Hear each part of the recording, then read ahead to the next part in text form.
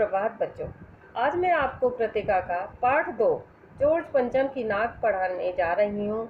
इस कहानी को मैं संक्षेप में अपने शब्दों में पढ़ाऊंगी। इस कहानी के रचयिता कमलेश्वर जी हैं। कमलेश्वर जी का जन्म सन 1932 ईस्वी में मैनपुरी में हुआ था। इलाहाबाद विश्वविद्यालय से इन्होंने एमए किया और दूरदर्शन के अतिरिक्त महानिदेशक पद पर कार्य करने लगे। आज की महानगरीय सभ्यता में मनुष्य के अकेले हो जाने की व्यथा को उन्होंने बखूबी समझा और व्यक्त किया है।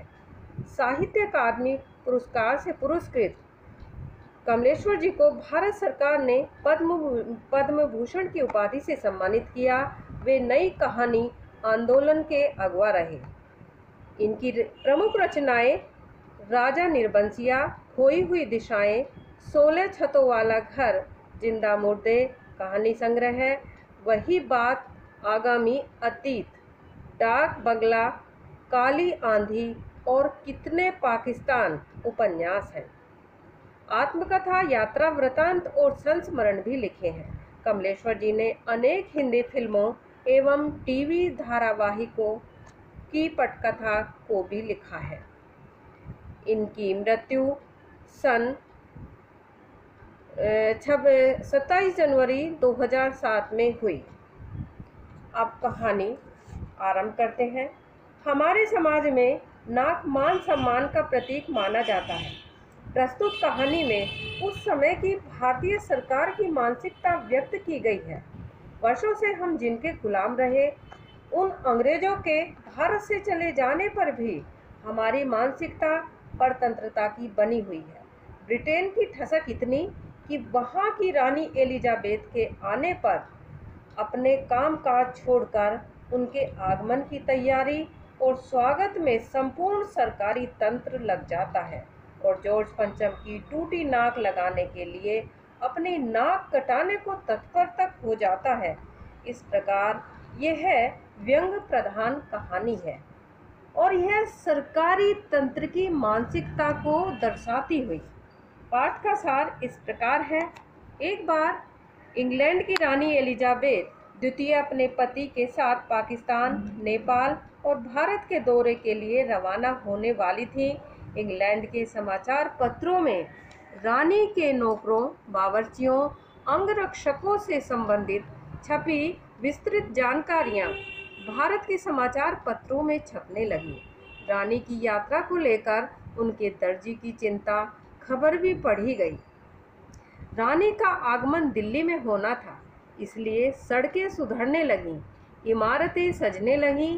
नाक ऊंची रखने के लिए सभी तैयारियां जोर शोर पर थीं कि कड़ी सुरक्षा के बाद भी इंडिया गेट के सामने लगी जॉर्ज पंचम की मूर्ति की नाक गायब होगी।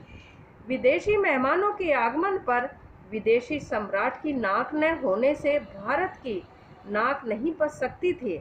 इसलिए देश के जिम्मेदार नेताओं और अधिकारियों ने सभा की और मूर्ति पर नाक लगाने का निश्चय किया।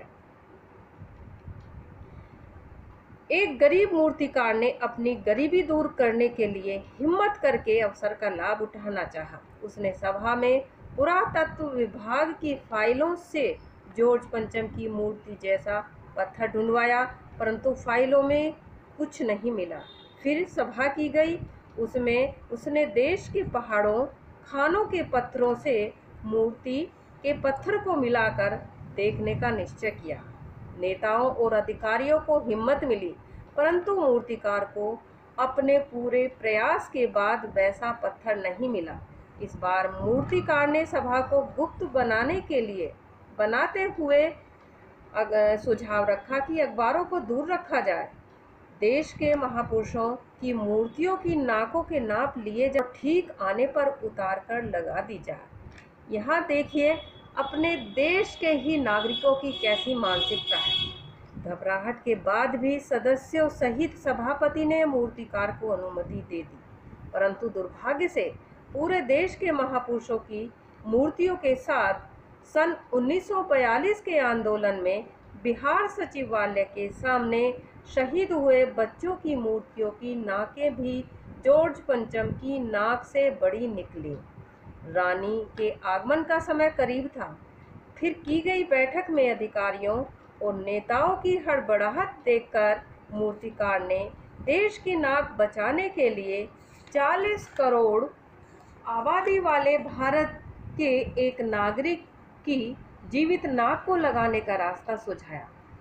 अपने प्रस्ताव पर सभा में सन्नाटा छाता देखकर मूर्तिकार ने खुद आगे बढ़कर जिम्मेदारी ली।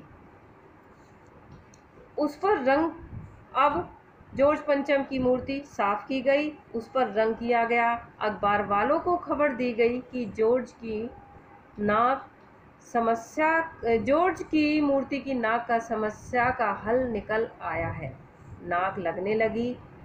अपनी ही योजना पर परेशान मूर्तिकार ने एक दिन कमेटी वालों से जीवित नाक लाने और लगाने में मदद मांगी।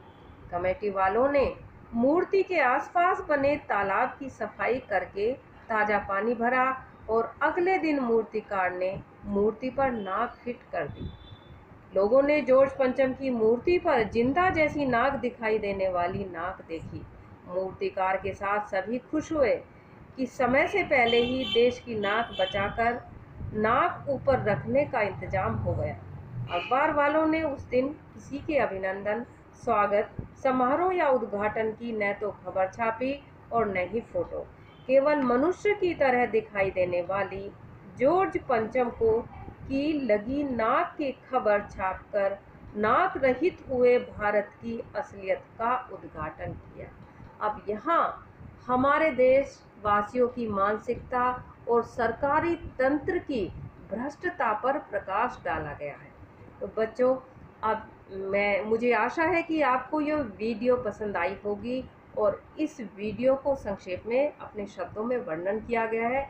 इसके सार को आप समझेंगे और ग्रहण करेंगे। इसके प्रश्नोत्तर की PDF नेक्स्ट टर्न पर भेजी जाएगी। धन्यवाद।